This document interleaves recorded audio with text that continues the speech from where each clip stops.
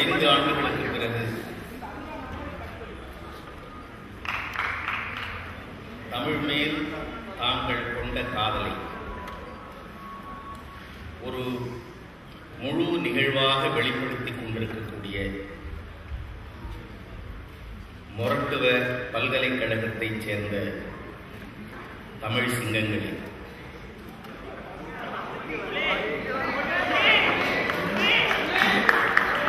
சிங்கங்கள் இப்படி கத்துவதில்லை. இந்த நிகழ்ச்சியை தன்னுடைய வருகையால் அலங்கரித்துக் கொண்டிருக்கக்கூடிய பாராளுமன்ற உறுப்பினர் ஐயா சுவாமிநாதன் அவர்களே, இலங்கை மண்ணை எனக்கு அறிமுகப்படுத்திய என்னுடைய நண்பராக இருந்தாலும் நான் வழிகாட்டியாக எடுத்துக்கொண்டிருக்கக்கூடிய கம்பவாரதி ஜெயராஜ் அவர்களே, என் இதயம் நிறைந்த நண்பன் ஸ்ரீபிரசாந்த் அவர்களே, மேடையிலே வீற்றிருக்கக்கூடிய பேச்சாளர் பெருமக்களே, ஆசிரியர் பெருமக்களே, 2 பல்கலைக்கழகங்களையும் சேர்ந்த மொரட்டுவ கொழும்பு பல்கலைக்கழகங்களைச் சேர்ந்த நண்பர்களே, உங்கள் அனைவருக்கும் எனது பணிவன்பான வணக்கங்கள். 3 மணிக்கு தொடங்கி சிறப்பான முறையில் இந்த விழாவினை நீங்கள் நடத்திக் கொண்டிருக்கிறீர்கள். இளமைக்கே உரிய அனைத்து ஆரவாரங்களோடு இங்கே நிகழ்ச்சிகள் நடந்து கொண்டிருக்கின்றன. வந்தியத்தேவன் நாடகத்தை பார்த்து ரசித்தோம். தமிழ் ஒரு 5 ஆண்டு காலம் இந்த பல்கலைக்கழகத்தினால் விழா நடத்தப்பட முடியவில்லை என்பதனால் எவ்வளவு நீங்கள் வருத்தப்பட்டிருக்கிறீர்கள் என்பதனை, எவ்வளவு சிரமத்துக்கிடையில் நீங்கள் ஏற்பாடு செய்திருக்கக்கூடிய இந்த விழா காட்டுகிறது. அந்த நாடகத்தில் வசனங்கள் யார் எழுதினார் என்று எனக்கு தெரியவில்லை. ஆனால் எத்தனை ஆண்டு காலம் உருண்டோடினாலும் தமிழை எவனும் அழித்துவிட முடியாது என்பதனை ஆழமாக அந்த நாடகத்தினுடைய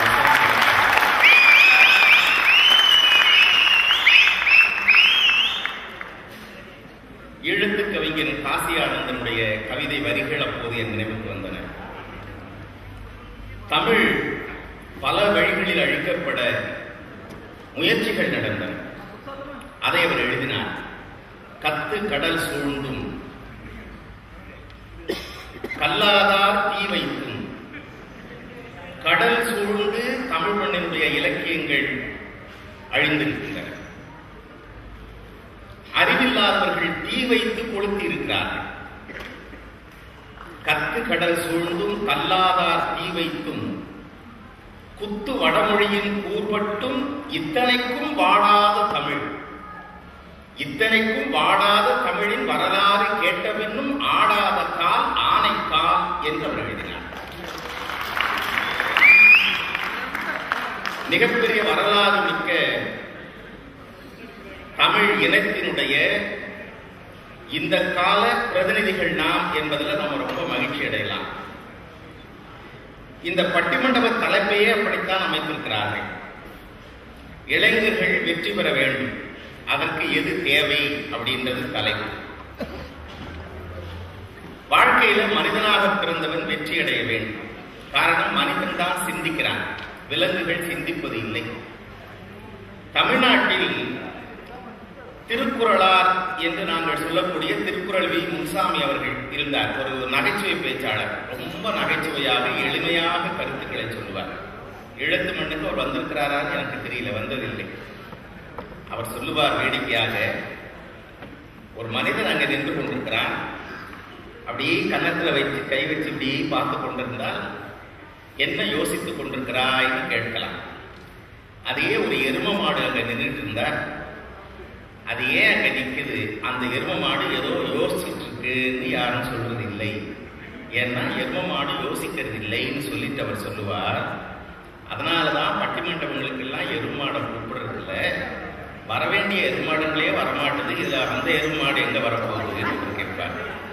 அப்போ சிந்திப்பவன் மனிதன், மனிதனாக பிறந்தவன் சிந்திக்க வேண்டும்.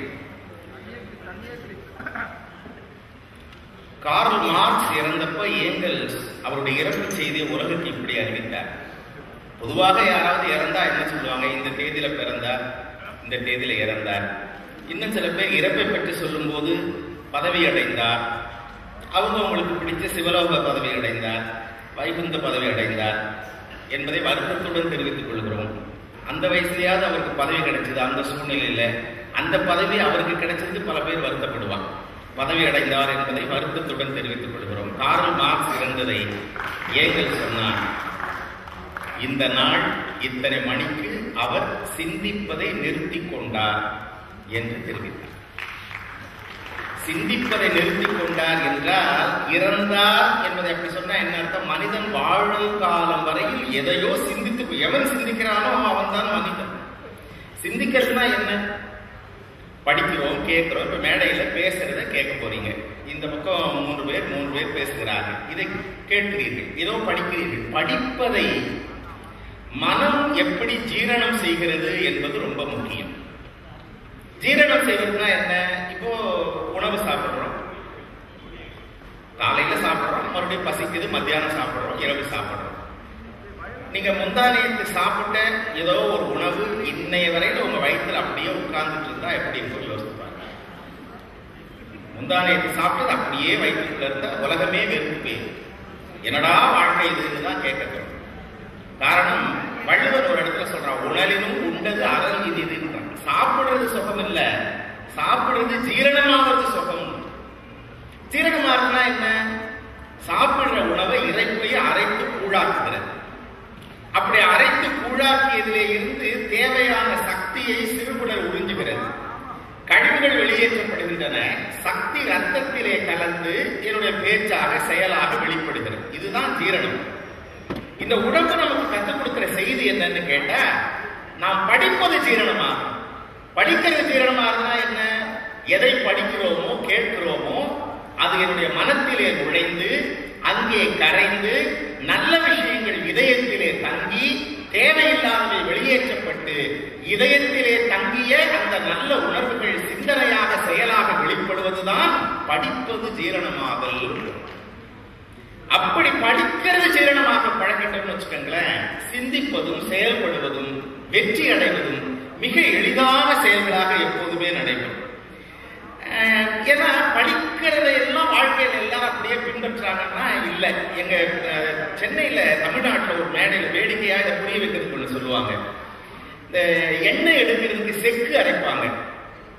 அது இங்க அப்படியான்னு எனக்கு தெரியல. இங்க உண்டு தானே செக்கு, மாடு சுத்தி சுத்தி வரும். அது 2 செக்கு அந்த எள்ளை போட்டு புண்ணாக்கை எடுத்து எண்ணெய் எடுப்பாங்க. அப்படி ஒருத்தர் கடை வச்சிருக்காரு. எண்ணெய் வாங்க போனா ஒருத்தர் நல்லா படிச்சவன் தான். அவன் கேட்டா, நீங்க இங்க நிக்கிறீங்களே, உள்ள அந்த மாடை சுத்துதான்றத நீங்க எப்படி கவனிப்பீங்கன்னு கேட்டான். அவர் சொன்னார், அது ஒண்ணு சிக்கல் இல்லைங்க, மாடு கழுத்துல மணி கட்டி விட்டுருக்கேன், அது நின்னா சத்தம் கேட்காது, நடந்தா சத்தம் கேட்கும். அப்ப சத்தம் கேட்டுட்டே இருந்தா அது சுத்துதுன்னு நான் தெரிஞ்சுக்கிறேன்.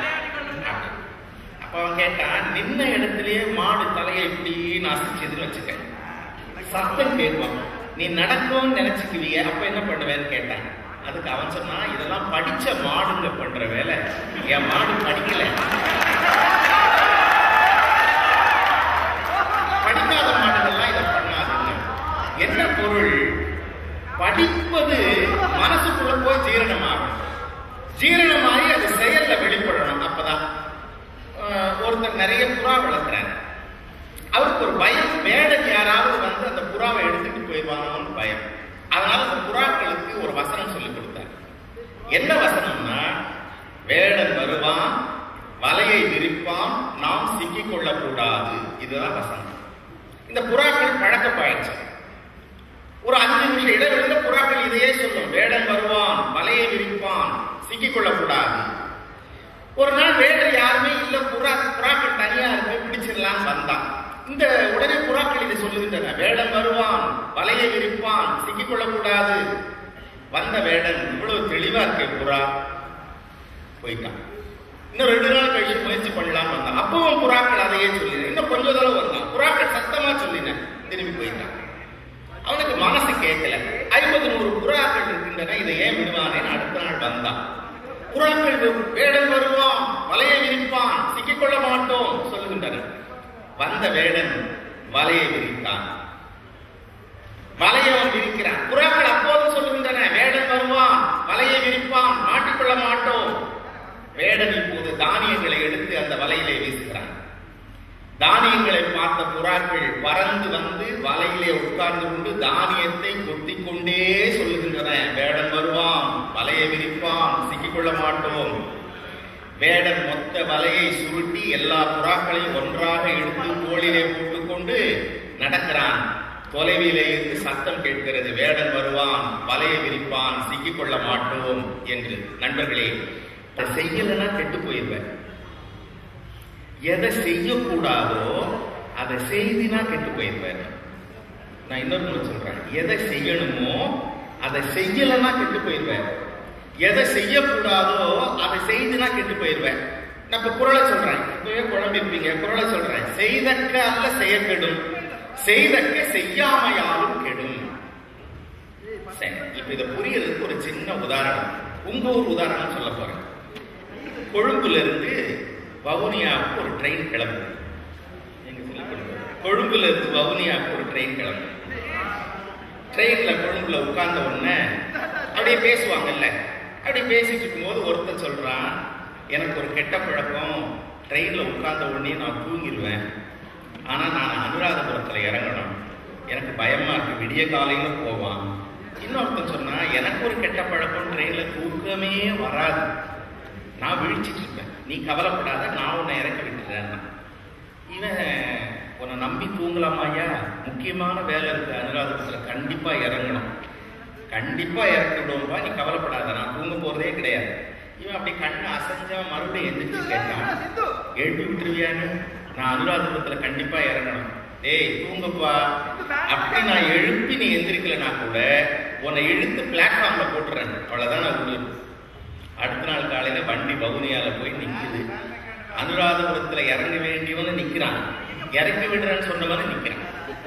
அவன் உனக்கு திட்டுறான், என்ன ஏமாத்திட்டியே பாவி, நான் எப்படியாவது விழிச்சு பார்த்து கண்டிப்பா இறங்கிப்பையா, என்னை இந்த மாதிரி பண்ணிட்டியே, உனக்கு ஏன் என்னை கெடுத்தது எவ்வளவு மகிழ்ச்சியா, வேலை கெட்டது, இப்படி கண்ணான்னு திட்டிட்டு அவன் போயிட்டான். இவன் இறக்கி விடுறேன்னு சொன்னவன் வருத்தப்பட்டுக்கிட்டே நின்னான். பக்கத்துல இருக்க கேட்டான், அவன் தான் திட்டிட்டு போயிட்டான் ஐயா, இன்னும் ஏன் கவலைப்படுற? அதுக்கு அவன் சொன்னான், இல்ல இவனே இந்த திட்டுறானே, இவன் ஒருத்தனை இழுத்து அனுராதபுரத்துல கீழே போட்டேன், அவன் என்ன திட்டிருப்பான், இப்ப ரெண்டு விஷயம் பண்ணிட்டான். அனுராதபுரத்துல இறங்க வேண்டிய ஒருத்தனை வவுனியாவை கூட்டிட்டு வந்து இவனை கெடுத்தான், வவுனியால இறங்க வேண்டிய அனுராதபுரத்துல இறங்கி போட்டு அவனையும் கெடுத்தான். இதாங்க செய்தக்க அல்ல செய்ய கெடும், செய்தக்க செய்யாமையாலும் கெடுன்ற பொருள். அதுதான், எதை செய்யணுமோ அதை செய்யணும். இந்த பொருள்ல இருக்கக்கூடிய அழகு என்னன்னு கேட்டீங்கன்னா, எங்க வேணா பொருத்தி பார்க்கலாம், எதுக்கு வேணா பொருத்தி பார்க்கலாம். தேர்வுக்கு கண்டிப்பா படிக்கணும், படிச்சாதான் பாஸ் ஆகும். ஆனா விடிய காலையில தேர்வை வச்சுட்டு இன்னைக்கு புக்கை விரிச்சோம்னா ஃபெயில் ஆகும். அப்ப எதை செய்யணுமோ அதை செய்யணும். ஒரு வரி நம் வாழ்றது, நம்ம வெற்றி அடையிறதுக்கு வழி தமிழ் இலக்கியங்கள் சொல்லுகின்றன. இன்னைக்கு தலைப்பு என்ன வச்சிருக்காங்க நம்ம பல்கலைக்கழக மாணவர்களுக்கு, என்ன இளைஞர்கள் வெற்றி அடையணும், அதுக்கு எது வழிவகுது? அவங்க ரெண்டு எடுத்துக்கிட்டாங்க, நேற்றைய நினைவுகள், நாளைய கனவுகள். இதுல இளைஞர்களுக்கு வெற்றிக்கு வழிவகுப்பது எது? இதுதான் பட்டிமன்ற தலைப்பு. அதுல நேற்றைய நினைவுகளே என்று பேசுகிறவர்கள் எல்லாம் முரட்டு பல்கலைக்கழக மாணவர்கள், நாளைய கனவுகள் பேசுறவங்க கொழும்பு பல்கலைக்கழக மாணவர்கள். நேற்றைய நினைவுகளே என்கிற அணியினுடைய தலைவர் சுபேசன் அவர்களை தன்னுடைய கருத்துக்களை எடுத்து வைக்க வருமாறு அன்புடன் அழைக்கிறேன்.